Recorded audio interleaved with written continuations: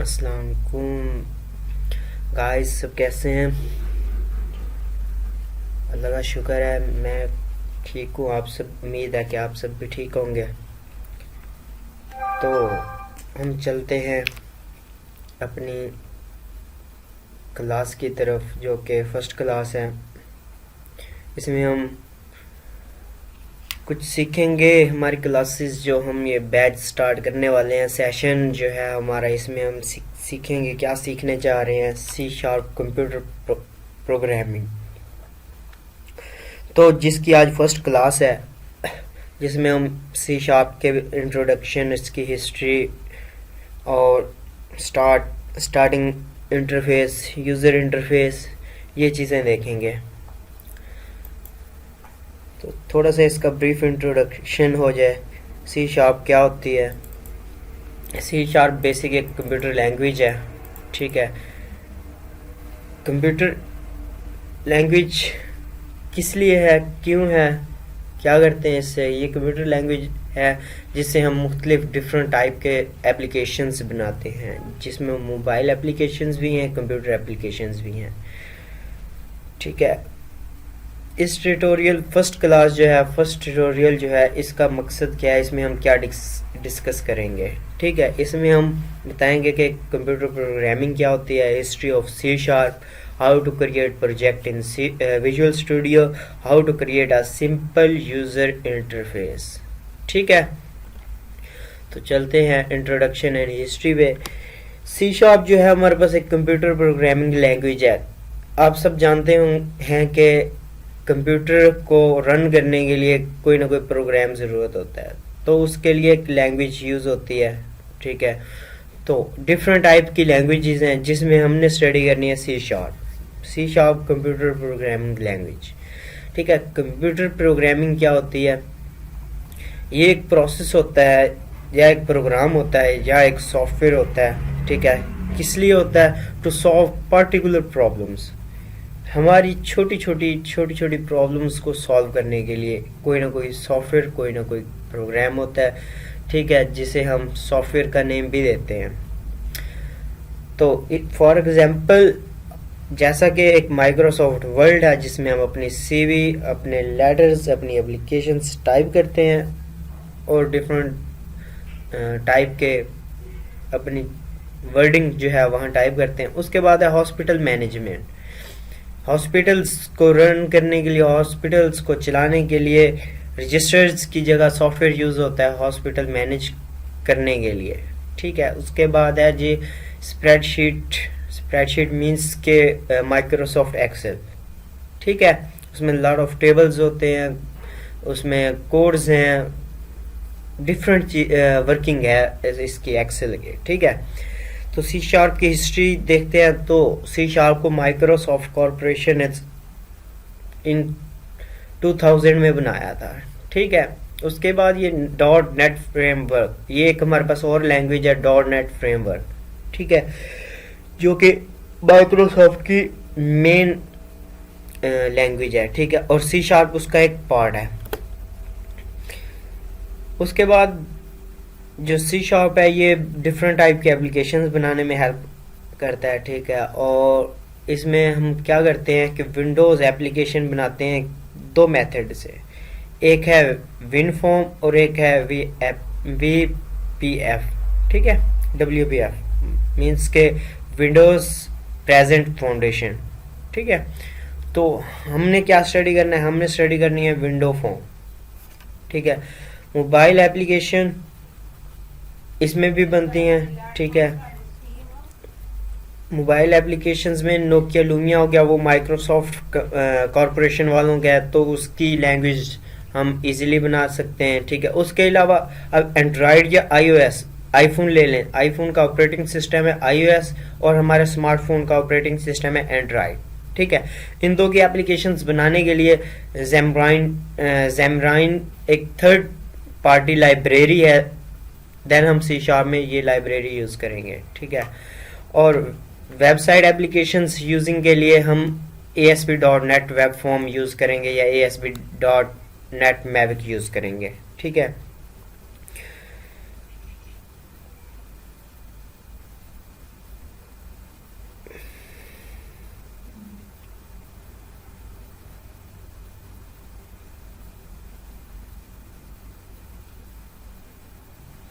ठीक है, उसके बाद जी हम आज के ट्यूटोरियल में विंडोज़ फॉर्म एप्लीकेशन के ज़रिए एक यूज़र इंटरफेस बनाते हैं सिंपल।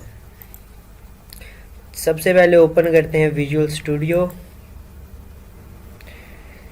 New project. चलिए यहाँ से मैं थोड़ा सा इसका इंट्रोडक्शन और करवा देता हूँ। जैसे ही हम विजुअल स्टूडियो ओपन करते हैं, ठीक है, सबसे पहले हमने प्रोजेक्ट क्रिएट करना है। ठीक है, प्रोजेक्ट क्रिएट करने के लिए यहाँ न्यू प्रोजेक्ट पे भी क्लिक कर सकते हैं, फाइल पे जाके यहाँ से न्यू प्रोजेक्ट भी क्रिएट कर सकते हैं। तो जो इजी लगे आप कर लें। न्यू प्रोजेक्ट पे क्लिक करते हैं, सबसे पहले C sharp, Visual C sharp, उसके बाद विंडोज़। क्लिक करने के बाद जो फर्स्ट है विंडो फॉर्म एप्लीकेशन, जैसे मैंने अभी बताया था कि हम विन फॉर्म के ज़रिए करेंगे। विन फॉर्म, ये है win form, Windows form applications. और जो हमारा WPF है वो हम अपने कोर्स में नहीं करेंगे, अगर टाइम बचा तो एंड पे WPF भी देखेंगे, वरना हमने विंडोज़ फॉर्म एप्लीकेशन के ज़रिए प्रोजेक्ट क्रिएट करना है। तो इसे सिलेक्ट करके यहाँ हम इसे नेम दे देते हैं क्लास 1। ओके, अब हमारे पास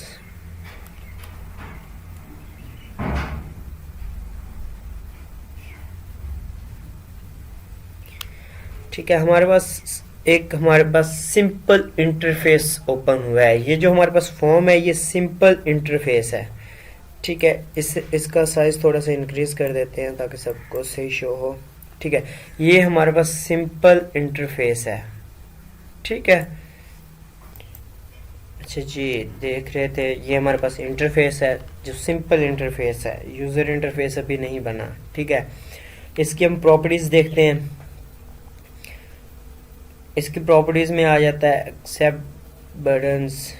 अच्छा जी, हाँ, हम अपनी फ़िलहाल जो हम यूज़ करेंगे उन प्रॉपर्टीज़ को देख लेते हैं, बाकी प्रॉपर्टीज़ साथ साथ चलती रहेंगी नेक्स्ट क्लासेस में कि कौन सी प्रॉपर्टी किस लिए होती है। ठीक है, उसके अलावा जी फ़ॉन्ट में आएंगे तो इसका फ़ॉन्ट कलर, ये हैं जी फ़ॉन्ट कलर, साइज़, और ये चीज़ें हैं टैलिक, बोल्ड, ये देखेंगे। 4 कलर में टेक्स्ट का कलर चेंज हो जाएगा। Okay, form border style, border style में देखेंगे तो इसमें आ जाएगा कि जो हमारा ये बॉर्डर है फॉर्म का, ये बॉर्डर जो है ये कैसे चेंज इसके डिफरेंट टाइप्स हैं, जैसे फिक्स्ड 3D है, ये चेंज हो गया। उसके बाद है साइज टू विंडो, ये इस तरह चेंज हो गया। ठीक है, उसके बाद है जी साइजेबल, इसमें ये साइजेबल आइकन्स आ गए। ठीक है, उसमें ख़त्म हो गए थे। फिक्स्ड और नन करेंगे तो बिल्कुल ही इसके बॉर्डर्स ख़त्म हो जाएंगे। ठीक है, तो हम फिक्स्ड सिंगल कर लेते हैं। उसके बाद है आइकन, ये जो आइकन है इसे शो, हाइड एंड अपनी मर्ज़ी का भी लगा सकते हैं। अपनी मर्ज़ी का लगाने के लिए इमेज की जो एक्सटेंशन होगी वो ICO, जैसे हमारी इमेज की आइकन एक्सटेंशन होती है JPG। ठीक है, तो आइकन के लिए उसकी ICO है। ठीक है, जिसकी कन्वर्टिंग के लिए आप ज़ैमर वेबसाइट भी यूज़ कर सकते हैं, ज़मज़र। ठीक है, ज़मज़र से आप आके इमेज अपलोड करें अपनी। ठीक है, उसकी एक्सटेंशन चूज़ करें ICO। इसके अलावा बहुत सारे एक्सटेंशंस हैं। ठीक है, स्टेप 3 में ईमेल लिखें और कन्वर्ट कर दें, आपको इमेज ईमेल हो जाएगी। ठीक है, उसके बाद है जी लैंग्वेज, हमने डिफ़ॉल्ट कर दी है, यहाँ चेंज भी कर सकते हैं प्रोग्राम की लैंग्वेज, जिस लैंग्वेज में बनाना चाहें। ठीक है, उसके बाद हम उसकी लोकेशन भी सेट कर सकते हैं। और लॉक्ड एंड अनलॉक्ड, ये है कि इसे लॉक कर देंगे तो इस पर कोई भी टास्क परफॉर्म नहीं होगा। ठीक है, यूज़र इस पर कोई भी टास्क परफॉर्म नहीं कर सकेगा। उसके अलावा जी इसका मैक्सिमम साइज़ और मिनिमम साइज़, ये है कि मिनिमम अगर आप सेट कर देते हैं इस पॉइंट पे, ठीक है, और मैक्सिमम सेट कर देते हैं इस पॉइंट पे, तो क्या होगा कि जब हम इसे इंक्रीज़ करेंगे इसे तो जैसे हम यहाँ से इसे इंक्रीज करने के लिए यहाँ पे पहुंचेंगे, ये स्टॉप हो जाएगा। इससे इंक्रीज, जैसे अब ज़्यादा इंक्रीज हो गया, ये इंक्रीज नहीं होगा, ठीक है। और अगर हम इसका जो मिनिमम साइज़ है वो यहाँ सेट करते हैं और हमारा फॉर्म यहाँ पे है, तो हम जैसे यहाँ पे पहुंचेंगे हमारा फॉर्म यही स्टॉप कर जाएगा, इससे मज़ीद इंक्रीज डिक्रीज नहीं होगा, ठीक है। और उसके बाद है जी ओपेसिटी। ओपेसिटी पे बात करते हैं। उसके बाद है जी शो आइकन। आइकन को शो ऑफ ऑन भी कर सकते हैं। साइज़ यहाँ से भी इसका सेट कर सकते हैं। स्टार्ट पोजीशन, कि जैसे इसकी स्टार्ट पोजीशन, अभी प्रोग्राम को रन करते हैं तो स्टार्ट पोजीशन जो है वो बिल्कुल कॉर्नर में है, ठीक है। तो हम चाहते हैं कि हमारा जो प्रोग्राम है रन होने के बाद सेंटर में शो हो, तो इसकी सेंटर कर देते हैं, ठीक है। तो अब रन करेंगे तो हमारा प्रोग्राम सेंटर में ओपन हुआ है स्क्रीन के, ठीक है। उसके बाद ये जो हमारा यहाँ फॉर्म है इसे नेम कर देते हैं सिंपल यूआई, यूज़र इंटरफेस,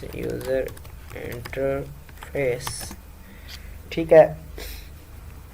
और इसके बाद वेट कर्सर, वो भी बताता हूँ वेट कर्सर क्या है। या फिर हम एक और क्लास लेंगे जिसमें हम अपनी यूनिवर्सिटी का जो सर रिजवान खालिद ने लेक्चर दिया था उसमें जस्ट प्रॉपर्टीज़ के बारे में डिस्कस किया गया था, वो वीडियो भी मैं फिर किसी दिन बना के दे दूँगा, ठीक है।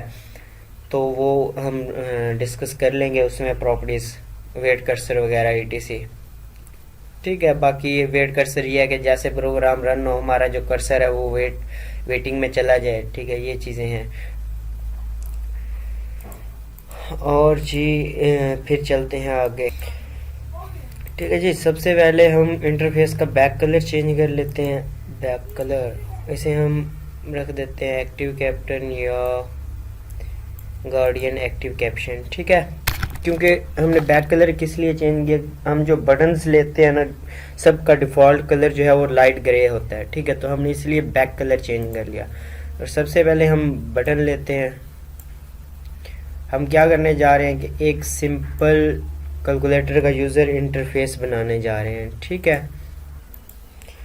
तो सिंपल यूज़र इंटरफेस किस चीज़ का बनाने जा रहे हैं, कैलकुलेटर का यूज़र इंटरफेस बनाने के लिए हमें रिक्वायर है दो चीज़ें, एक बटन्स रिक्वायर है और एक टेक्स्ट बॉक्स रिक्वायर है। टेक्स्ट बॉक्स किस लिए रिक्वायर है, टेक्स्ट बॉक्स हमें रिज़ल्ट के लिए रिक्वायर है। तो हम टूल बार ऑलरेडी यहाँ अवेलेबल होता है, ठीक है। यहाँ अवेलेबल ना हो तो आप व्यू में जाएं और यहाँ टूल बॉक्स है, या इसका जो शॉर्टकट की है वो Ctrl+WX है, ठीक है। अब यहाँ क्लिक करेंगे तो आपका टूल बॉक्स यहाँ आ जाएगा। टूल बॉक्स यहाँ आने के बाद आप ये कुछ ऐसे ओपन होगा, ठीक है।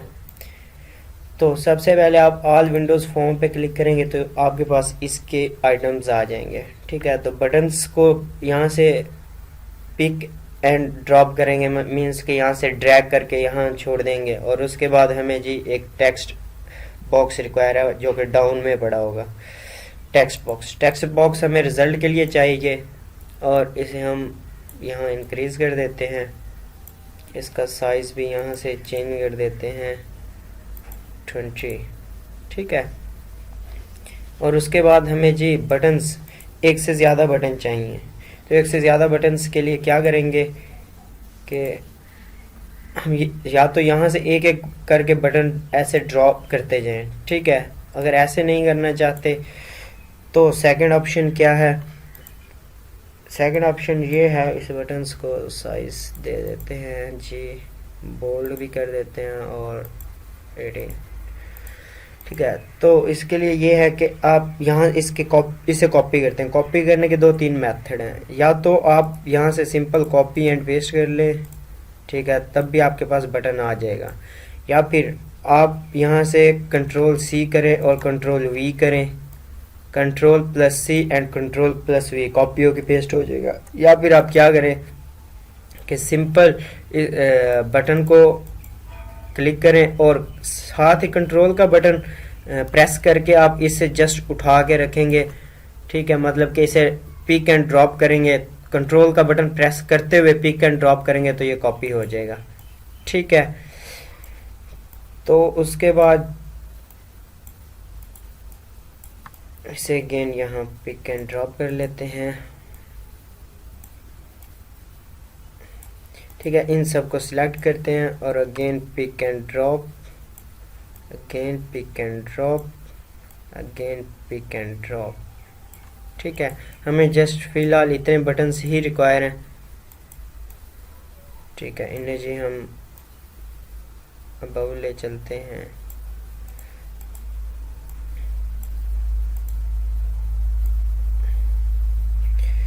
ठीक है, उसके बाद क्या करते हैं, हम इन बटन्स को नेम दे देते हैं, प्लस माइनस, ये 0, टेक्स्ट टेक्स्ट टेक्स्ट में 0। टेक्स्ट में क्या होता है कि जो हमारा डिस्प्ले बटन के ऊपर या किसी भी चीज़ के ऊपर डिस्प्ले टेक्स्ट आ रहा होता है ना, वो चेंज करता है, और ये डॉट हो जाएगा। ठीक है, और ये 1 और नेक्स्ट 2। आप ये प्रॉपर्टीज ऑलरेडी यहाँ अवेलेबल होती हैं। ठीक है, ये इस पॉइंट पे। ठीक है, और यहाँ आप इसे पिन कर देंगे तो ये परमानेंट रहेगी, और इसे अब ऑटो हाइड कर देंगे तो ये यूज़ होने के बाद ऑटो हाइड हो जाएगी। ठीक है, और आप यहाँ से क्लिक करने के बाद भी यहाँ प्रॉपर्टीज़ पे आ सकते हैं, और यहाँ से BTN ये 3 हो जाएगा, ये 4 हो जाएगा, ये 5 हो जाएगा, ये 6 हो जाएगा,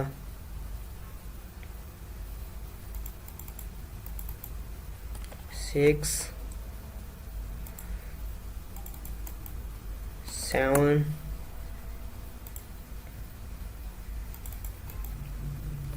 8 9 हो जाएगा, इज इक्वल टू, या हम इसे इज इक्वल टू कर देते हैं जी, इज इक्वल टू ये कर देते हैं जी, प्लस माइनस, और ये कर देते हैं मल्टीप्लाई, इसे कर देते हैं जी डिवाइड, इसे कर देते हैं जी परसेंटेज, इसे नेम देते हैं जी CE, और इसे नेम देते हैं जी C का। ठीक है जी, ये हमारे पास सिंपल यूज़र इंटरफेस डिज़ाइन हो गया, किसका, एक कैलकुलेटर का। जैसे अब हम इसे रन करते हैं, ठीक है, ये हमारे पास सिंपल यूज़र इंटरफेस आ गया। ठीक है, ये सिंपल जस्ट हमने उसका इंटरफेस बनाया है, इसकी वर्किंग हम साथ साथ करेंगे।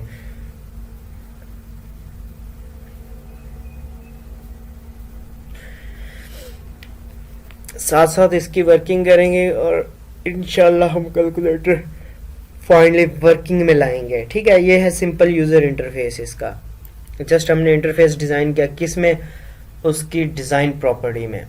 रन टाइम प्रॉपर्टी जो है वो आगे डिस्कस करेंगे। रन टाइम प्रॉपर्टी जो होती है वो हम इसमें सिंटैक्स में यूज़ करते हैं, लेकिन जो ये डिज़ाइन है इंटरफेस होता है, इंटरफेस को डिज़ाइन करने के लिए ये डिज़ाइन प्रॉपर्टी होती है, यहाँ इसकी सारी सेटिंग होती है। सो आज की क्लास में हमने सीखा है कि एक सिंपल यूज़र इंटरफेस बनाना। ठीक है, जिसमें हमें रिक्वायर था टेक्स्ट बॉक्स, बटन्स, ये हमने सब लिए और इनकी प्रॉपर्टी से इनकी सारी सेटिंग की है। ये है डिज़ाइन टाइम प्रॉपर्टी। ठीक है, सेट इन डिज़ाइन टाइम, ये डिज़ाइन टाइम हम यहाँ से प्रॉपर्टीज़ सेट करते हैं, और रन टाइम हम यहाँ सिंटैक्स में आके प्रॉपर्टीज़ को सेट करते हैं। तो डिज़ाइन टाइम में प्रॉपर्टीज़ इजी हैं, रन टाइम में डिफ़िकल्ट हैं। तो मोस्टली इस विजुअल स्टूडियो का एक फ़ायदा यह है कि हम डिज़ाइन टाइम में अपना पूरा इंटरफेस डिज़ाइन कर सकते हैं। ठीक है, आज की क्लास यहीं एंड होती है। अपना ख्याल रखिएगा। अल्लाह हाफिज़।